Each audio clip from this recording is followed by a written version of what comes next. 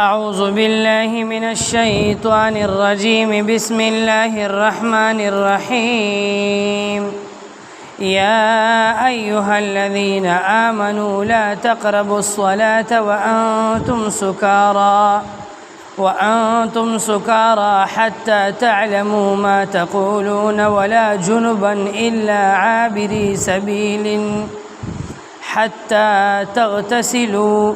وإن كنتم مرضى أو على سفر أو جاء أحد منكم من الغائط أو لامستم النساء فلم تجدوا ماء فتيمموا صعيدا طيبا فامسحوا بوجوهكم وأيديكم إن الله كان عفوا غفورا صدق الله العظيم. سورة النساء سپارہ نمبر 15 د سپاری رکوع نمبر 4 او د سورت رکوع نمبر 7 آیت نمبر 43. یا ایها الذین آمنوا اے د ایمان خاوندانو لا تقربوا الصلاة تاسو منځدي کیږئ مانځتا وانتم سکارا په داسې حال کې چې تاسو په نشه کې. د اسلام په شروع زمانه کې شراب یکدم حرام کړی شوی نو او د عربو د شراب اسکلو ډیر پخوانی عادتو. په عربو کې به په هر یو کور کې شراب جوړېدل او هر یو کور کې به شراب داسې اسکلی کېدل لکه په دې زمانه کې په هر کور کې چې اوبه اسکلی کېږي سیبه یا په هر کور کې د ډوډۍ سره پیپسي او بوتل اسکلی کېږي. نو په هر یو کور کې به باقاعده چاټې پرتی وي، خومان به ډرمان به پراتو او هر یو چا به په کور کې شراب تیارول. نو د شرابو یو پوخه عادتو او د شرابو فایده هیڅ نشته دی یا فایده پکې ډیره لږه ده او نقصان یې ډیر زیات دی. نو الله تعالی چې د شرابو د حرمت او د حرامېدو حکم را لېږلو نو یکدم د حرمت حکم راونه لېږلو سیبه. په اوله سپاره کې په دویمه سپاره کې په سورۃ البقره کې اول د شرابو په باره کې دا حکم راغی چې په شرابو کې فایده ډیره لږه ده او نقصان یې ډیر زیات دی نو ځان ته وساتئ. نو بعضې ډیر صحابه مسلمانان هوښیارو هغوی چې دغه آیت ته وکتل چې د شرابو فایده لږه ده او نقصان یې ډیر زیات دی نو د شرابو نه بالکل بایکاټ وکړو پرېښودل. او ډیر صحابه مسلمانان داسې وو چې هغوی د جاهلیت په دور کې شراب نو څښلي نیو استعمال کړي او چې کلمې ویله بیا خو یې ګوتې نه وې وروړې سیبه. بیا ډیره موده پکې تېره شوه په مدینه منوره کې بعضې صحابه په یو اجره کې یا بیټک کې ځوانان صحابه را جمع شوي و پارټي یې کړې وه دعوت یې کړی خپل منځ کې. نو د ماښام د مانځه ټیم شو دوی هغه دعوت وکړلو صحابه خوراک یې وکړلو ډوډۍ وخوړله ورپسې یې شراب وڅښل او د شرابو د حرمت حکم نو راغلی هغه پخواني عادت وسیبه. نو چې شراب یې وڅښل نشې سر ته وخته سیبه نو زنګېدل را زنګېدل. دې کې د ماښام اذانونه وشو د مانځه ټیم شو نو دیو په خپل منځ کې مشوره وکړه چې اوس پسه جومات ته ځو طبیعت هم داسې خمار دی نو بس همدلته به دا مونځ وکړو. نو یو قاري صاحب ورمخې شو نور ورپسې صاحب ودرېدل. نو په مانځه کې په اول رکعت کې د سورة الکافرون تلاوت یې شروع کړو قل یا ایها الکافرون. نو دا آیتونه چې دی قاري صاحب په مانځه کې لوستل نو دا آیتونه په اصل کې په قرآن پاک کې داسې دي قل یا ایها الکافرون زما محبوبه پیغمبره ووایه دې کافرانو ته لا اعبد ما تعبدون مونږ عبادت نه کوو د هغه بوتانو چې تاسو عبادت کوئ. نو دا قاري صاحب خو په نشه کې شراب یې څښلي نو دې صحابي چې د قرآن پاک دا صورت او دا آیت تلاوت کولو نو دا الفاظ یې داسې وي قل یا ایها الکافرون اعبد ما تعبدون مونږ عبادت کوو د هغه بوتانو چې تاسو عبادت کوئ. نو د سورة الکافرون د آیتونه چې کوم ځای کې لا وه هغه لا یې ختمه کړله او چې کوم ځای کې لا نه وه هغه ځای کې لا وویله نو د قرآن پاک د آیتونو غونډه معنا الټه شوله. نو چې کله مونځ یې پوره کړلو نو شاته چې پسې کوم صحابه مقتدیان ولاړو هغې ورته وی قاري صاحب د آیتونه خو دې بل شانتي وي د آیتونه خو بل شانتي دي او تا بل شانتي وي حضور پاک صلی الله علیه وسلم له خبره لاړه نبی علیه الصلاۃ والسلام خاموشي اختیار کړله دا آیت په دغه واقعه کې را نازل شو الله جل شانه ښکاره اعلان کو صحابه ته اے د ایمان خاوندانو لا تقربوا الصلاة وانتم سکارا په داسې حالت کې مانځه ته مه نږدې کېږئ چې تاسو د نشي په حالت کې او په ځان پوهېږئ نه چې موږ د ژبې نه کم الفاظ راوباسو او څه خبره کوو او څه نه کوو نو په دې آیتونو سره په مانځه کې د شرابو د حرمت حکم راغی نو په دې سره ډېر صحابه داسې وو چې هغوی دا خبره محسوسه کړله چې شراب خو د مانځه رکاوټ دی د شرابو نه خو په مانځه کې رکاوټ او مانع پیدا کېږي نو هغوی چورلټ په مانځه کې مو د مانځه نه بغیر یې هم شراب پرېښودل او بیا پکې ډېره موده تېره شوه نو په درېیمه موقع باندې بیا شپږمه سپاره کې به راشي سورة المائده کې الله تعالی ښکاره اعلان وکړو انما الخمر والمیسر والانصاب والازلام رجس من عمل الشیطان فاجتنبوه چې بېشکه دا شراب او دې سره درې څیزونه نور ذکر شول چې دا د شیطان د عملونو نه یو نجس او پلیت عمل دی تاسو ترې ځان وساتئ نو بیا په دغه موقع باندې او په دغه آیتونه چې نازل شول نو د مدینې منورې په لارو کوڅو کې او په نالو کې شرابونه مسلمانانو داسې توی کړل چې څو میاشتې د هغې هغه سقا بوی بیا د لارو د نالو نه ختمېدو نو صحابه کرامو او مسلمانانو بیا د شرابو نه چورلټ هغه چې کوم د توبه وویستله او بایکاټ یې کړی دی نو په دې آیت کې د دې آیت په دې شروع کې دا خبره ذکر کېږي او دغه واقعي طرف ته اشاره نو مسلمان به د نشې په حالت کې مونځ نه کوي ښه د قرآن تلاوت په هم نه کوي صحبه که هغه نشه د شرابو وي که دا نشه د چرسو وي که د افیمو وي که د بنګو وي که د آیسو وي که شیشه وي که پوډر وي او که یو سړی نوي تازه په نسوارو راوړېدلی دی او دې نسوار واچوي نو نسوار ډېره وړه نشه ده صحبه خو چې د چا د نسوارو عادت نه که نه دله چونډی ورکه نو دې باندې به د اثر ګرځي صحبه یو سړی د سګرټو عادت نه دی او د سګرټو نه لوګي وکړو په ده به دماغ بنګېږي نو داسې کس په داسې حالت کې مونځ نه کوي د مونځ نه به ځان ساتي اول به یو داسې عمل وکړي خوراک څښاک یا بل څه چې هغې سره د ده دا نشه بلکل ختمه شي او عقل او فکر یې په ځای شي چې دا ورته پته لګي چې زه څه ویم نو بیا به ورله مونځ کول روا وي ګنې الټا به ګناهګارېږي د نشې ګولۍ داسې د نشې ګولۍ ته واچې چې هغې سره ستا عقل فکر کار پرېږدي زنګېږي وسره نو په داسې حالت کې به مونځ ته نه نږدې کېږي د خوب غلبه در باندې راغلله او خوب در باندې دومره زیات غالبه شو چې نیت تې وتړو په مانځه کې زنګېږي جوټه به او خبر نه د سبحانک اللهم په ځای تحیاتو شروع کې صحبه نو په داسې حالت کې چې مونځ در باندې غالب وي بیا به مانځه ته نه نږدې کېږي اول لاړ شه غسل وکړه چارندام وکړه مخ لاس وینځه د ځان نه خوب وتښتوه بیا بیداره د الله تعالی په وړاندې ودرېږه او عبادت کوه حتی تعلموا ما تقولون تر دې چې تاسو ته معلومه شي ما هغه څه تقولون چې تاسو څه وایې نو بیا که مانځه ته نږدې کېږي نو نږدې شي دې سره په ضمن کې یو څو نورې مسلې ذکر کېږي د مانځه متعلق او د طهارت او د پاکۍ متعلق ولا جنوبا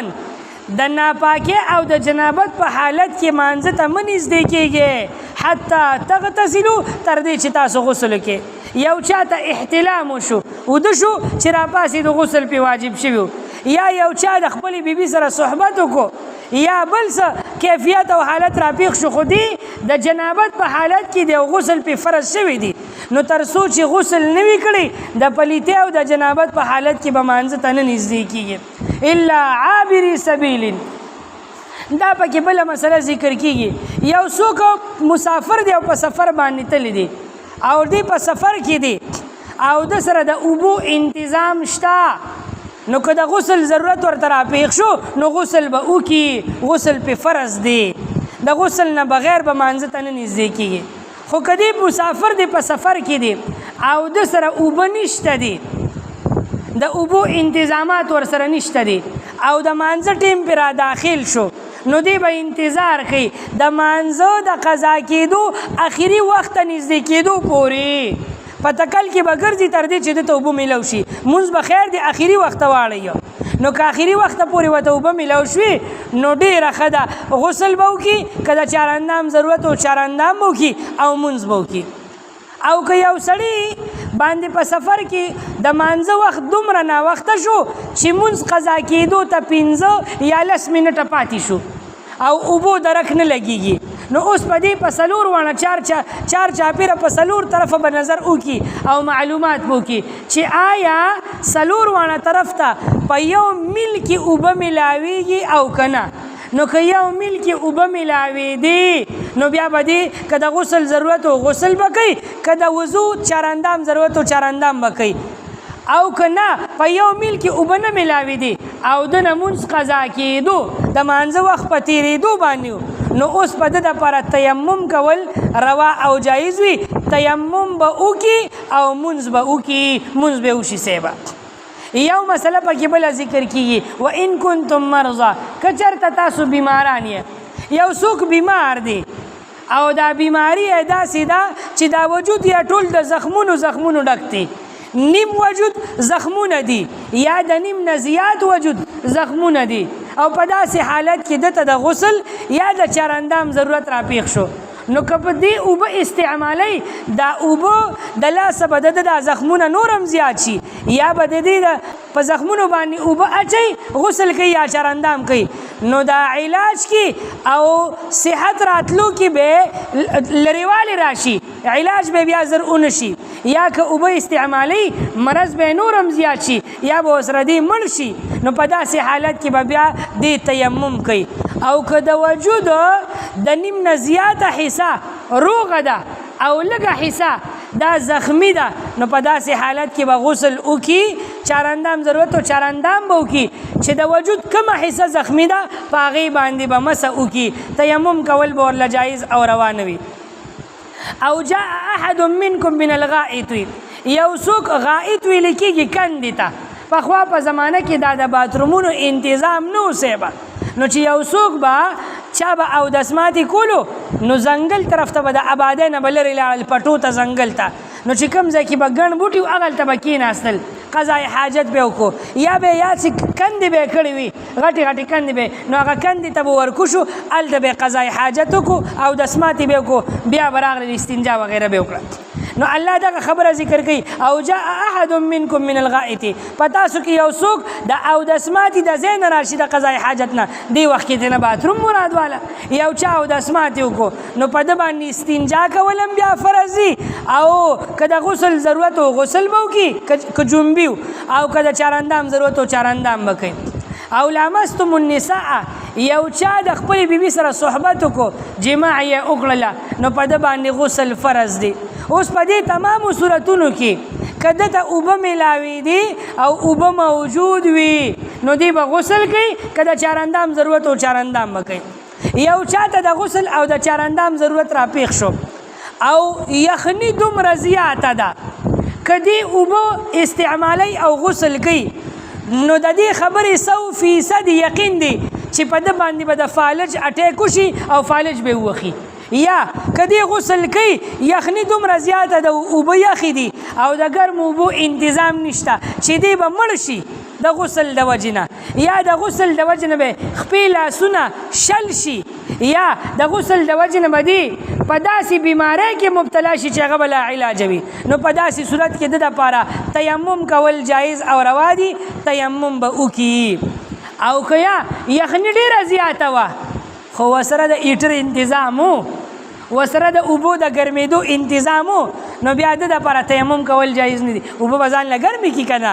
او بیا به غسل وکړي یا چاراندام به وکړي یو څوک داسې دی چې دته د غسل یا د چاراندام ضرورت راپېښ شو او دته په یو میل کې اوبه نه میلاوېدي یو میل کې او د یو میل نه بهر اوبه میلاوېدي خو که دې هغه ځای پورې ځي مونځ به ترې قضا شي نو غسل دې پرېږدي تیمم دې وکړي او مونځ دې وکړي د چاراندام دپاره هم تیمم کولی شي او د غسل دپاره هم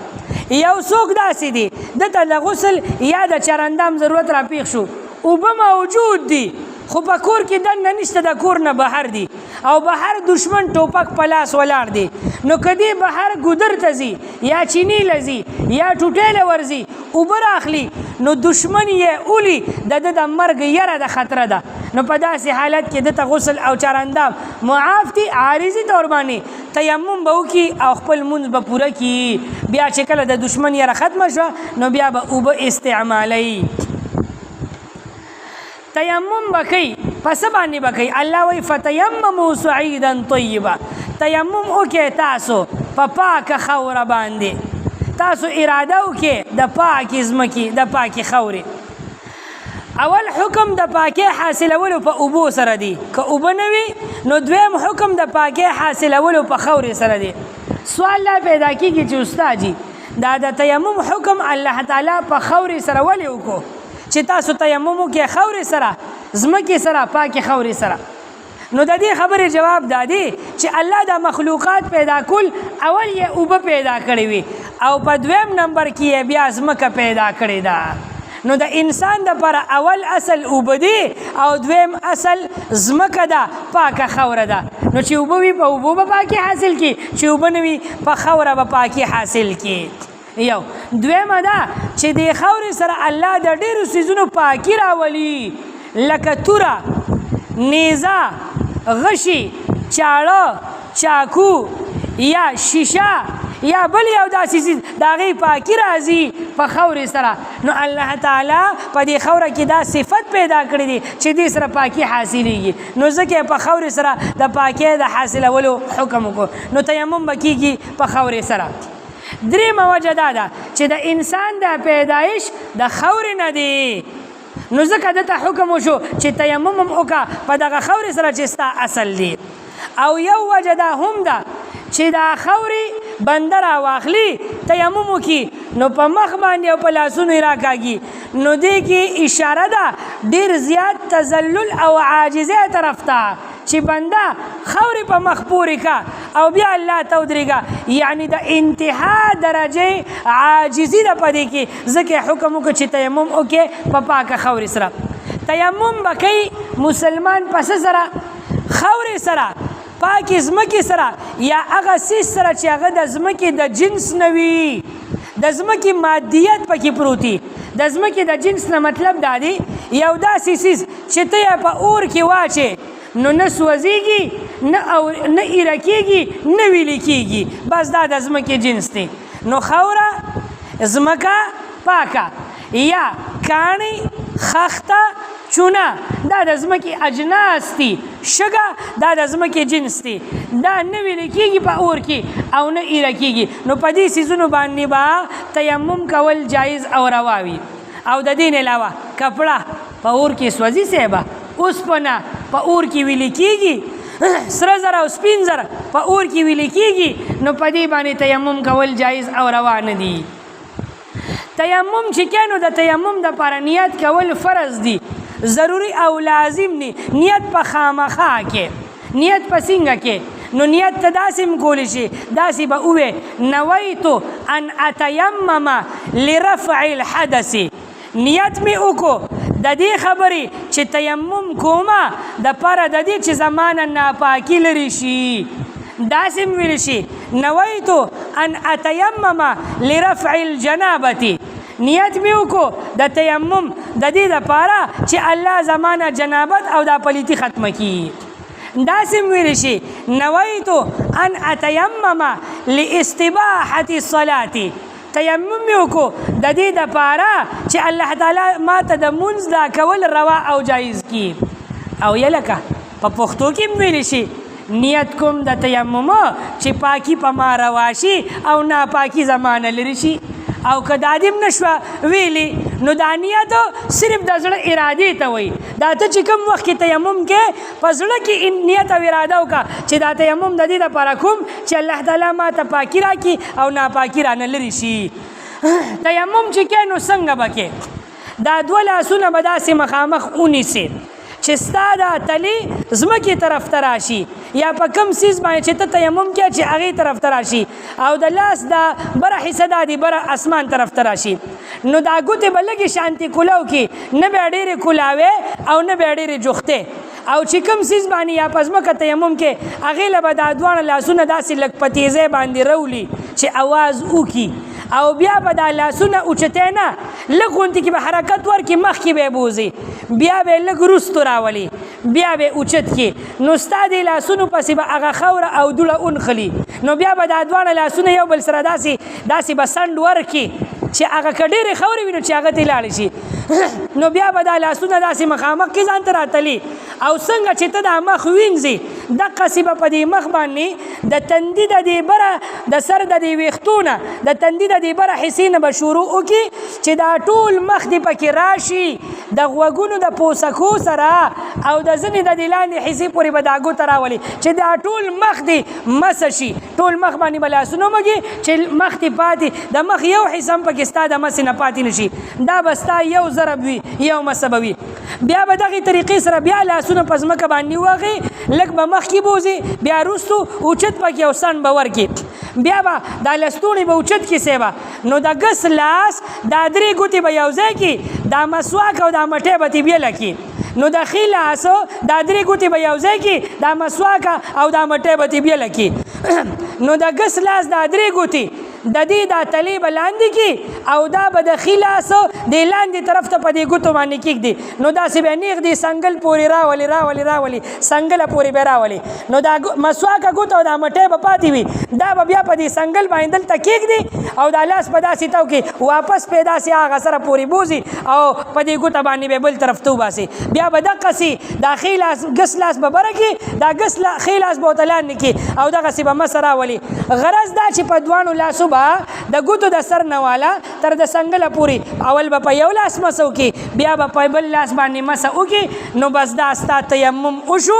د خپو مسه پکې نشته د سر مسه پکې نشته سپیمو کې ګوتې والم پکې نشته او خولو کې ګوتې والم پکې نشته بس دا دوه ضربونه دي یو مسه به په مخو کې یو مسه په لاسونو کې ستا تیمم وشو او تا ته پاکي حاصل شوه یاد وساته یو څوک د اختر منزله جومات ته راغی او د اختر جمع ودرېږي دی وایي که زه چارندام کومه نو د اختر دا مونځ به رانه وشي نو ده دپاره تیمم کول روا او جایز دي اگر که اوبه موجود وي زر دې په دیوال باندې یا په ځمکه باندې تیمم دي وکړي او ودرېږي د اختر په مانځه کې د شریک شي تیمم کول ولا جایز دي یو څوک په جنازه کې شریک شو جنازه ودرېږي او د جنازې نیت شروع دی او دی وایي که زه چارندام کوم جنازه به رانه لاړه شي نو زر دې دغه ځای کې تیمم وکړي او جنازه کې دې شریک شي تیمم کول ولا جایز دي جنازه به وشي صاحب پاکي به حاصل شي یو څوک داسې دی د جمعې جمع ولاړه ده د جمعې مونځ کوي او دی وایي که زه چارندام کومه د جمعې مونځ به رانه لاړ شي نو چارندام دی وکړي تیمم کول ولا جایز نه دي وجه دا ده چې د اختر او د جنازې د مونځ قضا نشته متبادل مونځ یې نشته نو هلته ځکه تیمم کول روا او جایز دي او د جمعې د مانځه قضا شته متبادل مونځ یې شته که د جمعې مونځ ته لاړ شو د ماسپښین مونځ به وکړي که نه نو په د جمعې مونځ که د چا نه تلو نو تیمم کول ورله جایز او روا نه دي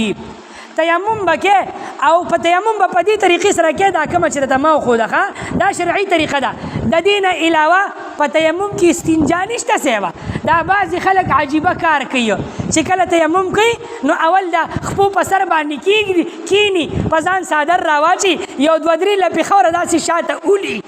دا طریقه نه په شریعت کې شته نه په قرآن کې او نه په حدیث دا ما په دې خپلو سترګو لیدلي دي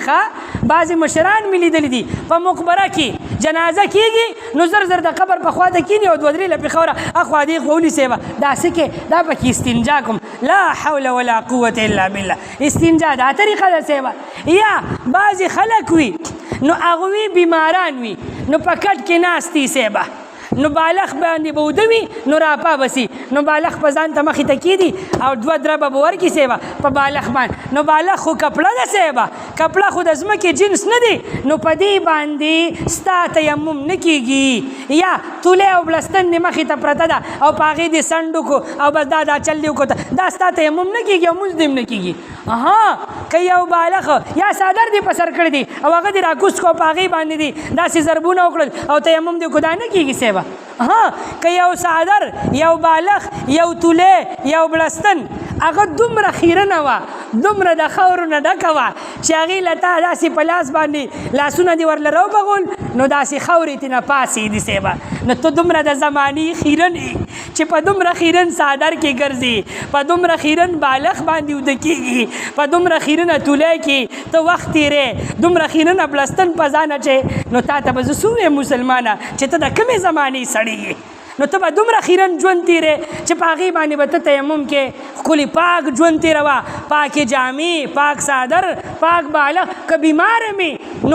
نو کوواړ خو نه که نه بیماری ښکلي پاک د کور دا خلک دې بیمارانو سره ناکام کوي ښه دا مشران بیماران شي کمزوري شي نو په خیرنو شیانو کې دې نه د پاکۍ خیال دې ساتي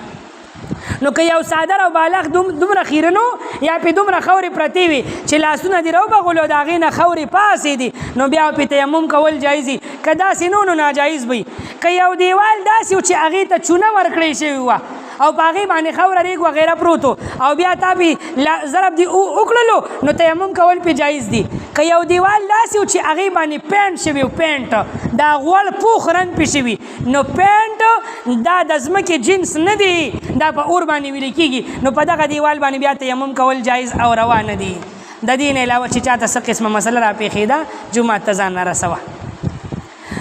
یا ایها الذین آمنوا اے د ایمان خاوندانو لا تقربوا الصلاة تاسو منځ کېږئ مانځه ته یعنی منځ مه کوئ